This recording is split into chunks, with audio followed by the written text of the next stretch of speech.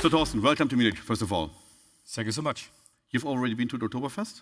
Yeah, Friday in the Weinzelt was a late night, and then I recovered at the Tegernsee and drove back Sunday evening. Professional? Absolutely. Not professional? Yeah. And tonight you see you again? Yeah. Wonderful. How long do you stay in Munich? Till Wednesday morning. Okay, so then tonight we can have a beer. We have some beers. Wonderful. Let's talk about your incredible journey, but let's talk about the beginnings first. You were in the 20s, right, when you started Fressnapf? Yeah. I mean, first of all, I have to say thank you for having me, and I'm proud to be here. At the same time, I feel a little like a dinosaur in a museum with all the space and AI and crypto and all of that. So this feels a little weird, to be honest. The idea was when I was in the US in 1989, I saw PetSmart, I saw the big pet retailer in the US, came back from the US with that idea, and my boss at that time said, look, man, nobody needs that. So nobody needs that. You will be never successful. And the idea at that time was not to do it by myself. And then you have a choice in life. You can choose. I mean, I know that I'm not someone you can employee. Yeah, and the choice is to be an entrepreneur then, and I choose to be an entrepreneur and open the first store. I get a loan from my parents, 50,000 German marks. I found a bank, surprisingly, gave me another 150,000, opened the first store in Erkelenz, and after a year I was almost bankrupt. I'm not sure, I didn't know that I was almost bankrupt, but I was almost bankrupt, sold a car, sold everything I had. That was in 1990, right? That was in 1990. So the 18th January of 1990 was the first store, and at the end of the year I was nearly out of business. And then, what happened then? And then basically, so I asked my customers, I know them all by name, they were not that much, and asking the customers, they told me, look, your pricing is not good enough, not aggressive enough, surprise, in Germany. You're not well known enough, so your marketing is too commercial, too standard, not aggressive enough as well. And the assortment, because I saw Nielsen and GfK data, but they do not properly see the market, and the assortment was much too small. I changed those three things and tripled and quadrupled the turnover, opened another store, a second store then, and then I tried to grow. And then what happened when you tried to grow? What were some setbacks? Because this is an entrepreneurs conference, so yeah. Share your entrepreneurial setbacks. What happened then after you faced the initial growth, but then had some setbacks? So basically, and there's two sides of the coin, right? Basically, there was no private equity or venture available, so 36 years ago, right? And the only way for me to expand, to grow, and then I know I need to grow or die, was with franchise partners. And I decided to go the franchise path, which is unusual. And so this was super successful because, I had no money, I had a concept, but still no systems, no IT, no standardized handbooks, assortments, all of that. So everything was learning by doing, and franchising was pretty much helping me to survive the first years. And the first 5 years, it took me 5 years to open up 50 stores, mainly in franchising with franchise partners. And so the saying, nothing makes you more successful than making others successful, is something I learned there. I mean, a franchise is, if you do it right, a very efficient and effective business concept of building a global leader. This was a strategy. So now I know that this is asset light and super efficient from a return on capital invest. At that time, it was about surviving. But was it your, you would say, your most important decision in turning Fressnapf from a local shop to the global leader, or were there any other critical decisions you made? I would say there are 5, 6 game changers, right? Franchising for sure is one of those. The second one is then You know, the dogs in all the countries, or the dogs and cats in all the countries, are pretty much the same, with pretty much the same habits and what they eat. So then internationalization was a second game changer. Yeah? Going from, as a German, going from Germany to Austria to Switzerland, and then try to cover Benelux, France, and the other countries. And right now we are in 15 countries with 2,800 stores. So going international was a game changer, and then a little later, before you go to the next ones, just a quick question on the international ones. Do German darts eat the same as French darts and Spanish darts? So the customers are not pretty much shopping in the same behavior. The shopping behavior from the customers is different, but the kind of you know, how they get food, how they were treated is pretty much the same. It's pretty much the same. Right? And in the same bucket, so the game changer number 2, internationalization, were then some merger and acquisitions, Arca Planet, Jumper in the Netherlands, Arca Planet, the market leader in Italy. We come to that a little later. The game changer number 3, I would say, is internalize the value chain. I would call it that way. You know, when I started the business, had some stores. There were wholesalers, there were importers, there were the branded label manufacturers. And said that there was relatively low margin on my side, on Fressnapf side. And to put the wholesalers out of business, to internalize the margin, invest in supply chain, invest in logistics center or distribution centers. At the same time, with those distribution centers, you can import from Far East, so all the non-food stuff. Having an office in Hong Kong is internalized margin. The next step to internalize the margin was having a huge share, roughly 50%, in private label. And private label doesn't mean the cheap shit. Private label means really super high quality, premium. Yeah, and this is where then you can take the margin. Yeah, absolutely. You double the margin basically, yeah. And this is where you can invest heavily in the business and grow the business. Game changer number 4 is, and that is where I made a lot of mistakes. When you founded a brick and mortar company, stores, you know, the online business is hard to get it right. So operational excellence in the online business is hard to get it right. And from that perspective, the game changer number 4 was that we get operational excellence in online as well. And what we truly believe, and we see that in the figures, is that the omni-channel game. So people want to shop seamless, whenever, wherever they want, sometimes offline, sometimes online. And we see that a typical customer spends €200 per year with us, but the omni-channel shopper spends €450 per year with us. So this means I truly believe that pure play will be a problem in most of the retail categories, but the real winners will be omni-channel players. I think so. So that was number 4. Number 5 is over the last, so in Corona, everybody recognized pet business is great. And so all in the early days, I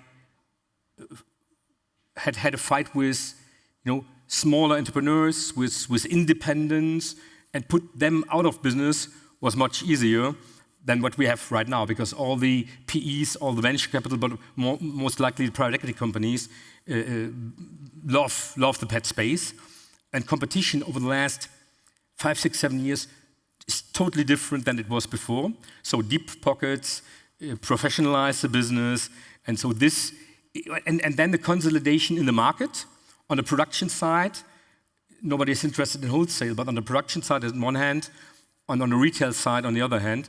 And this is a game changer as well, because you can decide as Deutscher Mittelstand, German, yeah, you can decide you want to go the consolidation game with some of those, or you don't want to go the consolidation game. And that was when we bought Arca Planet in Italy, the market leader, for more than $1 billion, and gave a minority share of 15.7% to Cinven, and now we have a co-shareholder, minority, but co-shareholder in the holding company. So, and the number 6 game changer will be, so in the future, It was all about growth, consolidation, margin, and internalize the value chain.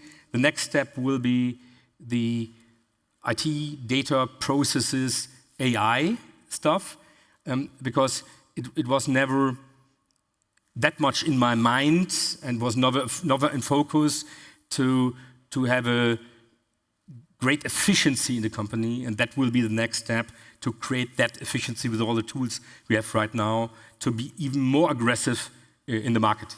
Very cool. As we have so many entrepreneurs in the room, can you just very briefly share your number one lesson or advice in building a franchise business?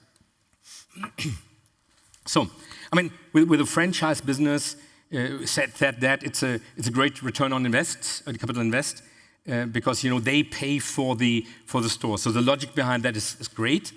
I mean, you have to create win-win situations. The number one learning is, nothing makes you more successful than making others successful. It's about real long-time partnership and trust.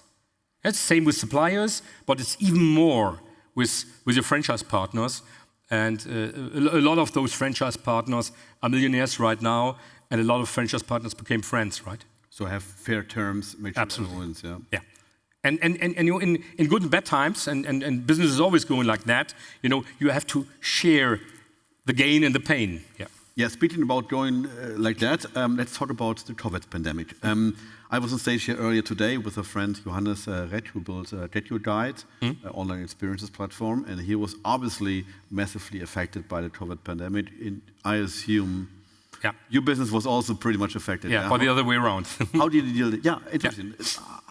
How was that? Yeah, I mean, I remember, what is the English word for Rosenmontag? Okay, as Rosenmontag. So on Rosenmontag, we had the Corona task force, because what we saw is, from Italy to Austria, from Austria to Germany, Corona came in. And I remember that because on midnight, Thursday to Friday that week, I called Sebastian Kurz, because I knew that the next day he wanted to close all our stores. Yeah, because he was the opinion that we are not system relevant anymore, and that all the pets could be fed by supermarkets or drugstores or that. And one key milestone here was to make clear that nobody else can feed all the dogs and all the cats, but also the reptiles and the birds and all the rabbits and all that. And he understand that we are system relevant, and that he don't want to have all the negative discussions with all the pet owners here, and so we could have opened the stores in Austria and then in all the other countries, and that was the major important fight. But then, truly, I mean, in the stores as well as in the distribution center, the supply chain, it was a hard and tough job, because a lot of people work in the DCs, a lot of people work in the stores, then all the customers being in the stores, and we have to be super fast in vaccinations, in masks, in all the investment behind that, and we were super fast in that Corona task force. And this was, you do a lot of task force, you do a lot of rapid action things in your business, but here it was pretty much clear this is the priority number one, and that worked well. What we didn't know at that time is that Corona for us would be a boost in the turnover. So we made a lot of money, during the Corona time, because basically, all the people stopped traveling, stopped going to holidays, as you mentioned, stopped going into restaurants, be more at home, 100% home office. Luckily, our IT systems were prepared for that. And so they spent so much more time with their pets. They get new pets, they adopted pets. The kids were at home because they were not at school, so they bought small animals, so mammals, rabbits, and that stuff. So it turned out that this was a boom. At the same time, after Corona, everybody said this will go like this, within the next years, and then there came the Corona normalization. And we did not really foreseen that, so we did not rebalance that. what brings us to the next downturn, and cost structure was not right at that time. So it was a lot going up and down. There's always something to fix, right? Always. Always, always. I always say the sum of all problems always stays the same. I mean, whatever you do, wherever you are, right? There's enough shit for everybody. Exactly. Exactly. That's a good saying. Speaking about shit and money, I mean, obviously you're hugely successful. Oh, there's a microphone coming. Okay. And is it like, it was a year ago, right, when you sold Fressnapf to Cinven? About a year ago, right? So it was a year ago when I... Put that slowly. It was a year ago when I acquired Aca Planet in Italy. Yeah, roughly 600 stores, 700 million euro turnover. Was more than $1 billion, and then I sold a minority share to Cinven, yes. Yeah, so you obviously made some money. But what I wanted to speak about is you already made some money earlier. I think it was 2007 when you sold Trinkgut to Edeka for how much? I don't know. No, so some 100 millions. But some 100 millions, give or take, yeah. But anyway, the question I want to ask you is, you mentioned to me when we met a couple of times that you were a bit, may say, like depressed afterwards. So it's not like you might imagine you have this huge reward, everything is great. Can you talk more about those moments? I mean, the key question is why are you doing the job, right? So I believe the real super successful entrepreneurs are not doing the job just because of the money. And we just can eat one schnitzel a day. And so from that point of view, when I sold Trinkgut because I had to run two businesses. My father-in-law died. He was the owner and founder of Trinkgut. I did that some years. I doubled the number of stores. I doubled the turnover. But basically, it was super exhausting. Yeah? And so from that perspective, I sold the business and had some 100 millions. But at the end, I was super depressed because, it was like a second child, a second baby. They were my friends. They were my team. And so I lost so much more at that time, yeah, and so for some months I was super unhappy with that decision. At the end, I know it was the right decision, but still was not an easy walk in the park. And you're also one of the very few founders who made this transition from founder CEO to founder shareholder. How did you do that?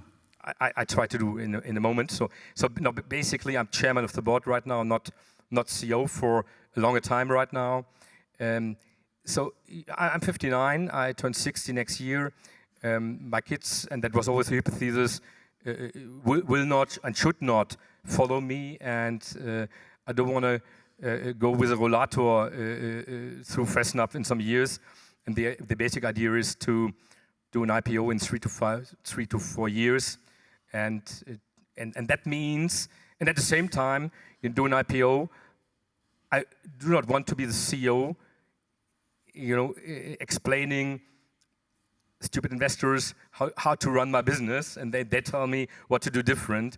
And so it was clear I have to step back as a CEO. I have to be the majority shareholder. I have to be the chairman of the board.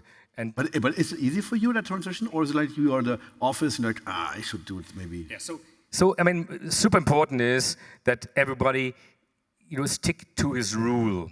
And it was a clear decision, not being the CEO. It was a clear decision to give a minority share to Cinven, to combine the best of both worlds. Yeah, governance, focus, accountability, all of that.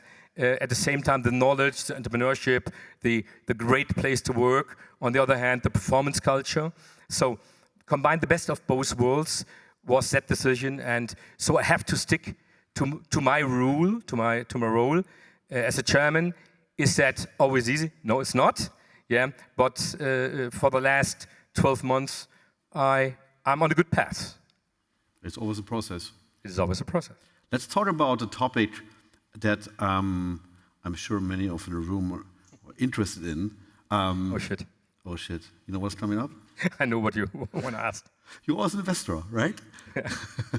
So, no, but we have to be clear. Torsten is a super successful investor, okay. Doing many great investments. Well, there was one angel investment of 150 million that maybe went wrong.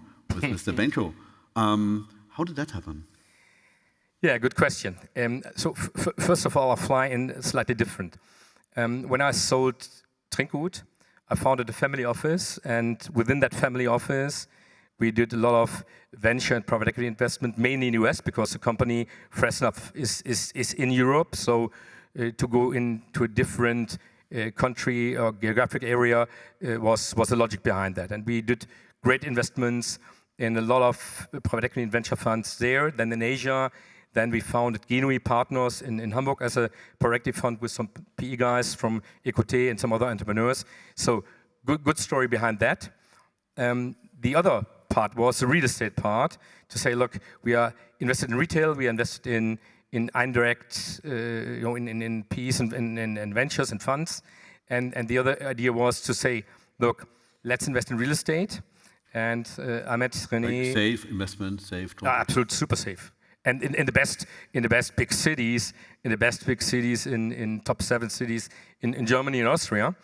And basically the idea was and looked brilliant. It was brilliant at the beginning, to be honest. I met him in Monte Carlo at the Formula 1.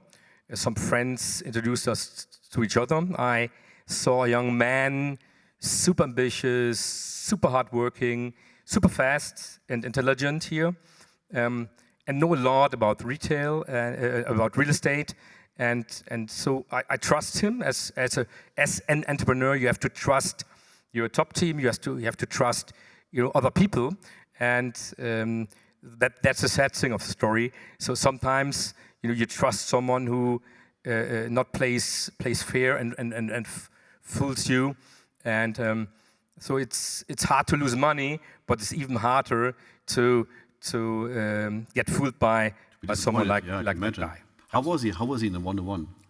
So he was super. He was a good salesperson. So he has to sell all the prime locations in the top 7 cities, and super smart, and super fast. And from that point of view, I thought this guy remembers me when I was at the beginning of Fressnapf here. And that was our connection. And by the way, my family office always told me, get out of here. Really, yeah? Yeah, sure. And I said, no, I trust that guy. And so wrong decision. Volkert and said, no, don't invest. No, we were invested. He said, look, we had put options, and we put it. Yep. Yeah, but then it was too late. We are still trying to get some money back because we have a put against his foundations. But still, they said go out, and But at the end, it's my money. At the end, it's my decision. I trusted him, and that was one of the bigger mistakes. But as I mentioned before, you just can eat one schnitzel a day. That's a very good view. I want to end on a personal question, personal note. If you'd not be doing Fressnapf now and all the other activities, in which industry would you now start to found something? So I basically had some boring answers for you. I would probably do something in I'm a retailer, so I love retail. I would do other retail concepts like Action or other stuff. At the same time, I know that with the aging population, health and protect could be a good area. But I'm pretty much inspired here with all the super new categories, and but I would say on the retail side, I would do those Action $1 stores. You know what a machine that is here. On the other hand, I would do something in health and protect, where I believe this is one of the future markets. Or what in Europe is not the same like in the US is there should be up trading casual fast food concept, which could be successful in Germany or in Europe as well. I'm sure you will not run out of ideas. Absolutely. Awesome. Torsten, let's have a beer tonight or two on Oktoberfest. And I would say everyone, please give a big round of applause for this great talk with Torsten Toeller. Thank you so much.